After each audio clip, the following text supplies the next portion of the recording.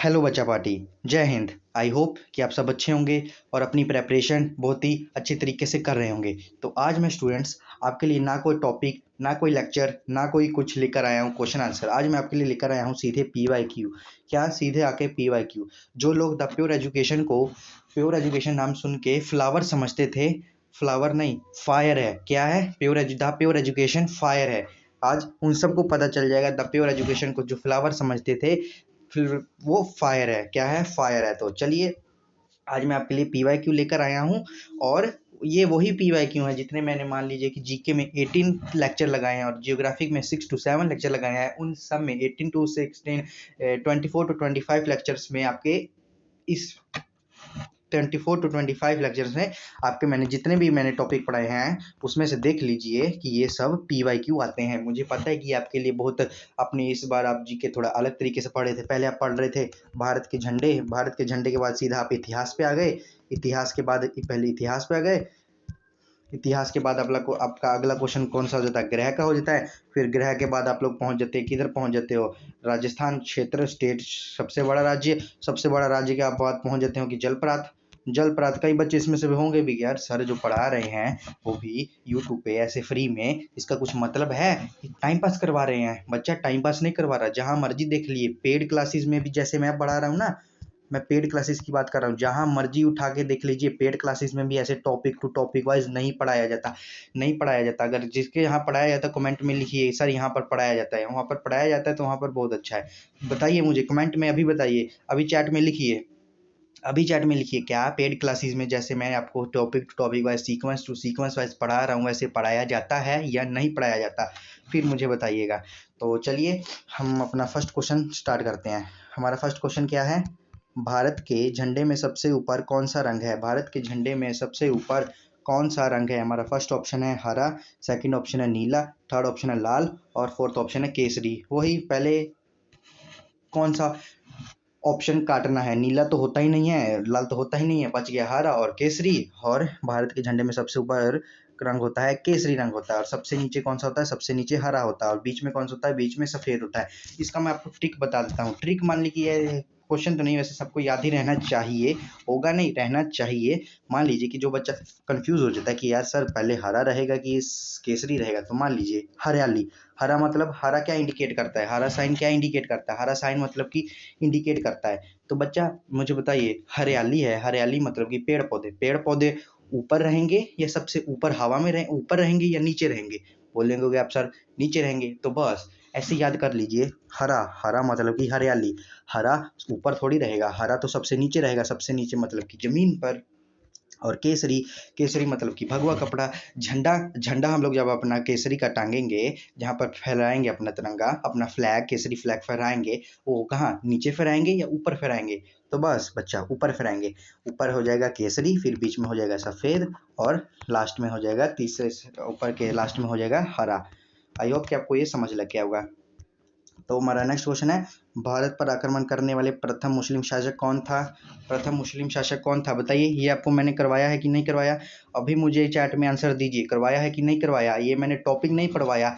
मेरा लेक्चर जो बच्चा अच्छे से कान खोल कर अपना दिमाग खोल कर सुनता होगा ना, उस बच्चे को ये आता होगा।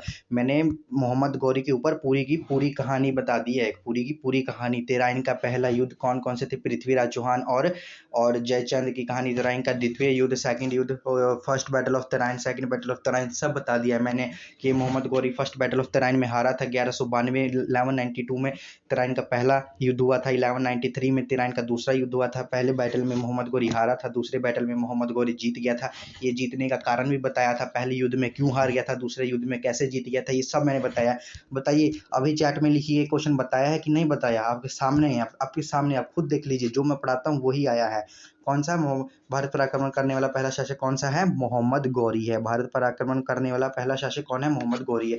जैसा कि आपको मैं बताता हूँ कि हम सिर्फ एक ऑप्शन को डिस्कस करते हुए नहीं चलते, चारों के चारों ऑप्शन को डिस्कस करते हुए चलेंगे। पहला मोहम्मद गजनी। मोहम्मद गजनी पहला कौन है? मोहम्मद गजनी। इसने कितनी बार भारत पर आक्रमण किया था? मोहम्मद गजनी ने 13 बार भारत पर आक्रमण किया था। मोहम्मद गजनी ने 13 बार भारत पर आक्रमण किया था। मोहम्मद बिन कासिम, मैंने आपको क्या बताया था? मोहम्मद बिन कासिम ने सबसे पहले ब्राह्मणों पर कौन सा टैक्स किया था? जजिया टैक्स। जजिया टैक्स क्या है? Jizya tax was a type of protection money, जो कि एक मुस्लिम होते थे, आपको बताया था, मुस्लिम और एक गैर मुस्लिम थे।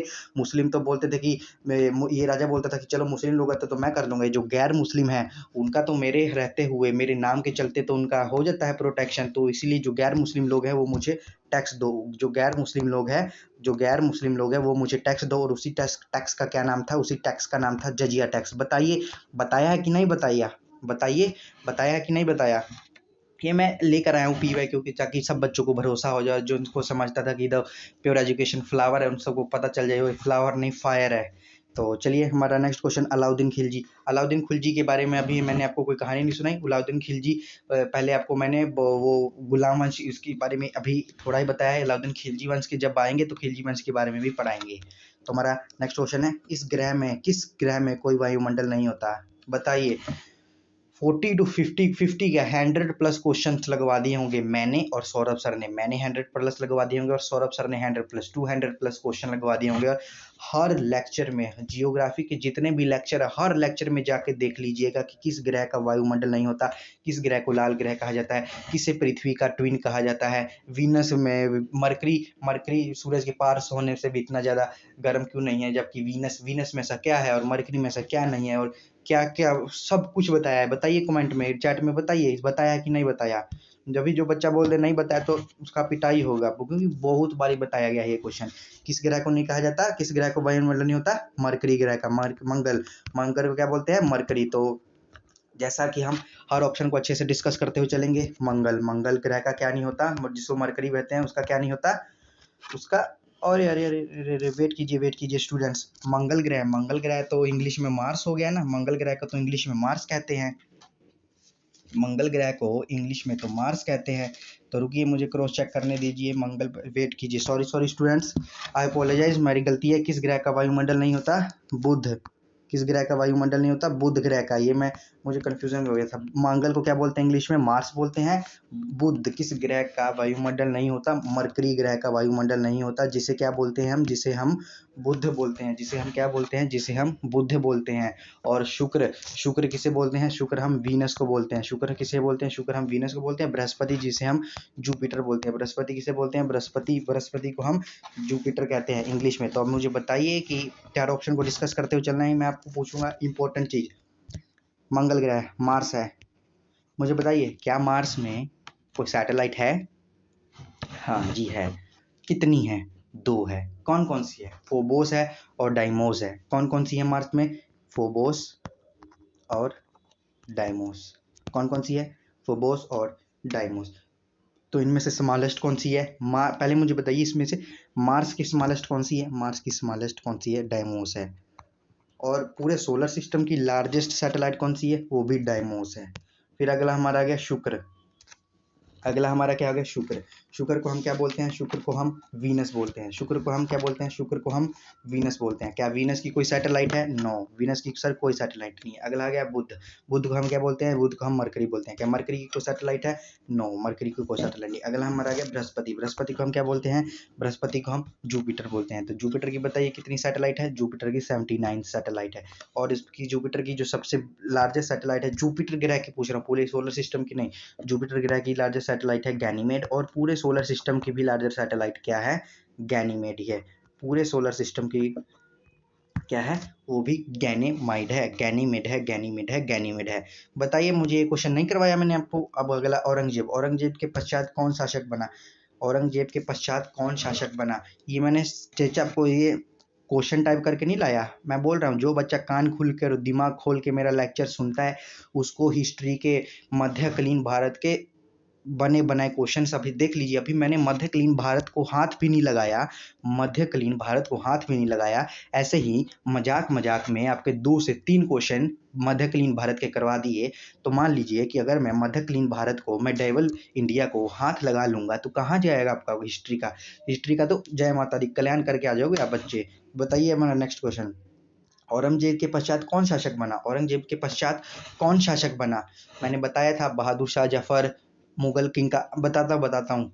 बहादुर शाह जफर मुगल किंग का बहादुर शाह जफर टू, मैंने ये भी कहा था कि उनके आगे 1 2 लिखा रहता है। मैंने बताया था कि जैसे कि बहादुर शाह जफर टू मुगल डायनेस्टी का लास्ट किंग था, जिसे अंग्रेजों ने निकाल दिया था। बोल रहे थे कि हट, मैं नहीं मानता तुझे, ये फलाना ढिंकरा, कोई तू राजा रूजा नहीं है, अब हमारा है। तो मैंने ये बताया था जो बहादुर शाह जफर है, बहादुर शाह जफर टू मुगल किंग का लास्ट किंग था। और मैंने बताया था कि जो बहादुर शाह जफर वन है, बहादुर शाह जफर वन है, वो औरंगजेब के बाद शासक बना था। बहादुर शाह जफर वन, मान लीजिए कि जैसे यहाँ पे बोलेंगे कि सर यहाँ पर 1 या 2 तो लिखा ही नहीं है, तो बच्चों ऑप्शंस देख लीजिए ना, नादिर शाह है, अकबर टू और शाह आलम है। तो इनमें तो हो तो कंफ्यूजिंग तो हो ही नहीं रही बहादुर शाह वन और बहादुर शाह टू। अगर ऐसे लिखा होता कि बहादुर शाह वन और यहाँ पर लिखा होता बहादुर शाह टू, फिर आप लगाते बहादुर शाह किसको, बहादुर शाह वन को लगाते। यहाँ पर तो सीधा बहादुर शाह है, ना 1 और 2 के पूरे में पूछा है, सिर्फ उसका नाम पूछा है। तो औरंगजेब के पश्चात कौन शासक बना था, औरंगजेब के पश्चात कौन बना था, बहादुर शाह बना था औरंगजेब के पश्चात। नेक्स्ट क्वेश्चन, इसके बारे में क्या बात कर रहा हूँ स्टूडेंट्स, सोलर सिस्टम में तो 200 प्लस क्वेश्चंस लगवा दिए मैंने आपको। इसके बारे में, सूर्य के निकटतम सबसे कौन है, सूर्य के निकटतम कौन है, सबसे पहले मरकरी है, मरकरी है। सूर्य के निकटतम कौन है, मरकरी है, जिसे हम क्या कहते हैं, जिसे बुध भी कहा जाता है। मरकरी की कितनी सैटेलाइट है, 0 सैटेलाइट्स हैं। हमारी वीनस की भी 0 सैटेलाइट। जुपिटर की सैटेलाइट हो गई थी हमारी। नेपच्यून की कितनी सैटेलाइट्स है, नेपच्यून की 14 सैटेलाइट है। और नेपच्यून ग्रह की सबसे बड़ी सैटेलाइट कौन सी है, ट्राइटन है। नेपच्यून ग्रह की सबसे बड़ी सैटेलाइट कौन सी है, नेपच्यून है। ये कितना है, ये नेपच्यून है जो ये 4th बिगेस्ट प्लेनेट है। नेपच्यून है जो 4th बिगेस्ट प्लेनेट है। आपको हमने टेबल भी करवाया था, याद है कि या सब कुछ भूल गए, अपने दिमाग में भूसा या कचरा भरे रखे हो, अभी पता चला जाएगा। नेक्स्ट, क्षेत्रफल के अनुसार कौन सा राज्य सबसे बड़ा है, याद कीजिए। जब मैंने इंडियन ज्योग्राफी स्टार्ट करवाई थी, इंडियन ज्योग्राफी स्टार्ट करवाने के बाद पहले मैंने क्या पढ़वाया था, यही पढ़ाया था आई थिंक। इंडियन ज्योग्राफी के स्टार्ट होने के बाद इंडिया का पहले क्षेत्र एरिया पढ़ाया था पॉपुलेशन के हिसाब से। फिर मैंने 7 देशों के नाम लिखवाए थे, इंडिया 7वें नंबर पर आता है। मैंने कहा कि आप पहले 10 देशों के नाम याद रखिए, सब पढ़ाया था। कौन सा है, मैंने सिर्फ एक ही नहीं बताया था आपको, क्षेत्रफल के अनुसार कौन सा सबसे बड़ा राज्य, मैंने 3 राज्य बताए थे, याद है कि नहीं। मैंने 3 राज्य बताए थे। तो कौन आ गया क्षेत्रफल के अनुसार सबसे बड़ा राज्य, राजस्थान। क्षेत्रफल के अनुसार में सबसे बड़ा राज्य कौन सा है, राजस्थान है। याद है कि नहीं, बताइए मुझे कमेंट में, याद है कि नहीं। अगला नेक्स्ट क्वेश्चन क्या गया, भारत की तटीय रेखा, भारत की तटीय रेखा कितनी है, भारत की तटीय रेखा कितनी है। ये ऑप्शन को पहले ध्यान से देखिएगा, ऑप्शन को देखिएगा, ये अंडमान निकोबार को छोड़कर पूछ रहा है या ऐड करके पूछ रहा है। देख लीजिए, ऑप्शन को देख लीजिए। सर हमने पढ़ा है सर, अंडमान निकोबार का 7500 कुछ आता है। अगर एक्सेप्ट वो 2 आइलैंड अंडमान और लक्षद्वीप, अंडमान निकोबार और लक्षद्वीप को छोड़ दें तो कितना आता है बच्चों, बताइए मुझे कमेंट बताइए। अभी चैट में लिखिए, 6100 किलोमीटर लंबी है भारत की तटीय रेखा। कोस्ट लाइन कितनी मीटर है, 6100 लंबी मीटर है, क्या 6100। हमारा नेक्स्ट क्वेश्चन, एशिया का सबसे बड़ा जलप्रपात, एशिया का सबसे बड़ा जलप्रपात हुंड्रू किस जगह के पास है, एशिया का सबसे बड़ा जलप्रपात हुंड्रू किस जगह के पास है। याद कीजिए, मैंने ये क्वेश्चन और एक मैंने अफ्रीका की पिग्मी जनजाति किस नदी के किनारे पाई जाती है। ये जब मैं एशिया और अफ्रीका कॉन्टिनेंट के अगला कॉन्टिनेंट पढ़ा रहा था, कौन सा, नॉर्थ अंटार्कटिका कॉन्टिनेंट पढ़ा रहा था, तो मैंने अंटार्कटिका कॉन्टिनेंट को स्टार्ट करने से पहले कहा था आपको कि बच्चों एशिया और अफ्रीका के 2 इंपॉर्टेंट क्वेश्चन छूट गए हैं, इसे नोट कर लीजिएगा। मैंने ये भी कहा था कि आपके PYQ में आए हैं, याद है कि नहीं। ये उसे ही याद रहेगा जो रेगुलर देखता है, फुल वीडियो देखता है, दिमाग और आंख कान सब कुछ खोल कर देखता है मेरी वीडियो, उसे याद रहेगा। बाकियों का मुझे नहीं पता, बाकियों का पता नहीं उन्हें याद है कि नहीं। तो एशिया का सबसे बड़ा जलप्रपात बताइए कहाँ पर है, हुंड्रू जलप्रपात कहाँ पर है, रांची में है। रांची कौन से इंडिया में आता है, रांची सबको पता है। तो इंडिया कहाँ आता है, इंडिया एशिया में आता है। तो ऐसे बता दिए, एशिया का टर्म और Asia position on the term of area and in the term of population पहले नंबर पर आती है। एशिया की हाईएस्ट पीक कौन सी है, माउंट एवरेस्ट, जिसे क्या कहा जाता है, जिसे सागर माथा भी कहा जाता है। कितनी ऊंचाई है इसकी, 8848.86 मीटर।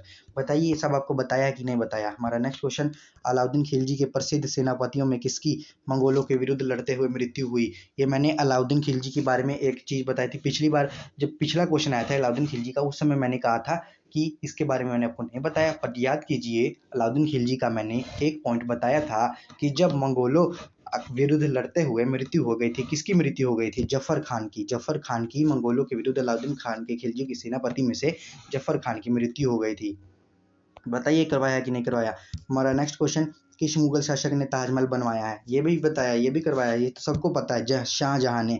किस मुगल शासक ने ताजमहल बनवाया है, शाहजहां में। किसकी याद में, मुमताज महल की याद में, मुमताज महल की याद में। मुमताज महल उनका असली नाम नहीं था, उनकी बीवी का नाम मुमताज महल नहीं था, उनकी बीवी का नाम मुमताज महल नहीं था असली नाम। ये मैंने आपको नहीं बताया, पर मैंने ये आपको बताया कि किस मुगल शासक ने ताजमहल बनवाया था, शाहजहां ने। और उनकी किसकी याद में, अपनी बीवी की याद में, मुमताज महल इनका असली नाम नहीं था, मुमताज महल इनका असली नाम नहीं था, इनका असली नाम और कुछ था। चलिए नेक्स्ट क्वेश्चन देखिए, मैंने कहा था कि अफ्रीका की मूलभूत जनजाति पिग्मी किस नदी के घाटी में पाई जाती है, कौन सी नदी की घाटी में पाई जाती है, कॉन्गो। याद है, ये सब भूल गए, बताइए मुझे अभी चैट सेक्शन में। कॉन्गो। ये तो अभी स्टूडेंट्स 2 के 3 दिन पहले मेरी पिछली अंतर्राष्ट्रीय सीमाएं, आज की वीडियोस में, और 2 तो पिछली वीडियो में भी ये मैंने करवाई है। भारत और पाकिस्तान के बीच कौन सी सीमा है, भारत और पाकिस्तान के बीच कौन सी सीमा है, रेड क्लिफ लाइन है। याद है कि सब कुछ भूल गए, खा गए पानी की तरह की, पनीर सब्जी समझ के खा गए आप लोग, सब लोग। देखिए, हिस्ट्री के, मध्यकालीन इतिहास के, मध्यकालीन भारत के मैंने अभी हाथ भी नहीं लगाया, मैंने आपको ऐसे हंसी मजाक में ही मध्यकालीन भारत के कितने क्वेश्चन करवा दिए। देखिए, मध्यकालीन भारत के कितने क्वेश्चन करवा दिए, 1 2, नहीं आपको गिनवाऊंगा, मैं गिनवाऊंगा। बोलते हो ना कि सर ऐसे ही मुंह उठा के ले आते हैं, फ्लावर समझ के रखे हैं, बताता हूँ, ये फ्लावर नहीं फायर है। 3 हो गया, ये 4 हो गया। देखिए, हंसी मजाक में हमने मध्यकालीन भारत के 4 क्वेश्चन कर लिए, हंसी मजाक में। अगर मैं मध्यकालीन भारत कराने पर आ गया ना, तो कहीं फोड़ दोगे आप सब, कल्याण कराओगे पेपर का ही। ये मैं लेकर आया नहीं बच्चों, वैसे भी ये चीज़ आपके सामने आनी चाहिए, क्योंकि आपको अभी ऐसी आदत नहीं है। आपको आदत है, पहले आपने पढ़ लिया ए के बाद आप पढ़ लेंगे, फिर एफ पढ़ लेंगे, पहले बिल्कुल ए के बाद पढ़ लेंगे आप एफ के बाद आप पढ़ लेंगे बी के बाद आपको पढ़ा दिया जाएगा आई के बाद पढ़ा देंगे आपको जेड के बाद पढ़ा देंगे जे, फिर जेड के बाद पढ़ा देंगे सी। देख लीजिए, ए यहाँ है, बी यहाँ है, सी यहाँ है। और द प्योर एजुकेशन पे कैसे होता है, A B C D E F, मतलब कि लाइन वाइज, सीक्वेंस वाइज पढ़ाया जाता है।